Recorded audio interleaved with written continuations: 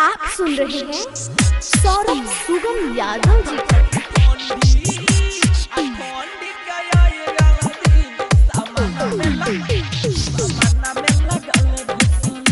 माँ प्रतिमा रिकॉर्डिंग अजय मलमल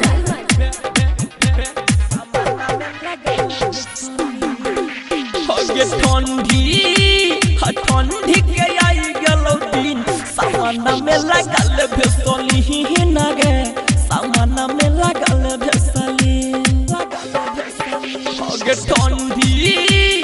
ठंडी के आई गलो दिन सामाना में लगल भेसली न गे सामाना में लगल भेसली होगे जाई जहाई के लेना की सामाना में लगल भेसली न गे सामाना में लगल भेसली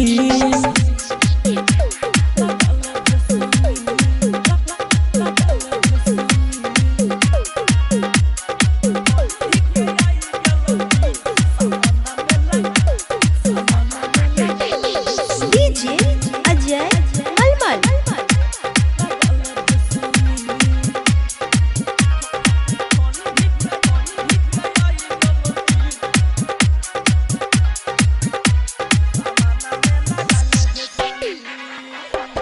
बड़ी हलौ चिकन बड़ी हलौ नीमन कैसे है बोल फाट गलौ गे कबन बोलेंगे छौड़ी छौड़ा कोरा में लेके चाट गलौ गे कोरा में लेके चाट गलौ गे बड़ी हलौ नीमन बड़ी हलौ चिकन कैसे है बोल फाट गलौ गे कबन बोलेंगे छौड़ी छौड़ा कोरा में लेके चाट गलौ गे अहे गे भोरे भोरे सांझ दिन सामाना में लगल भेसली न गे सामाना में लगल भेसली होगे ठंडी के आई गलो दिन सामाना में लगल भेसली न गे सामाना में लगल भेसली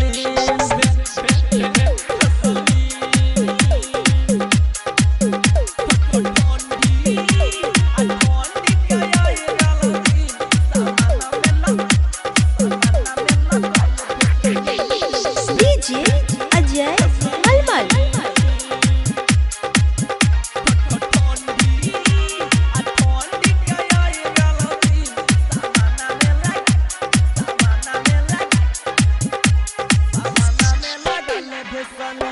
लगा हो मनीषवा ले ललकौ किसवा सौदा बतर बोल देना गे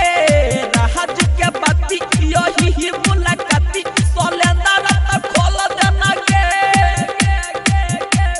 हे गे खोल देना गे लगा हो मनीषवा ले ललकौ किसवा सौदा बतर बोल देना गे राज के बाती यही ही मुलाकाती सोलेंदा रत खोल देना गे हे गे अमर हय हमारा गीता मारो पीन सामाना में लगल भेसली न गे सामाना में लगल भेसली होगे ठंडी के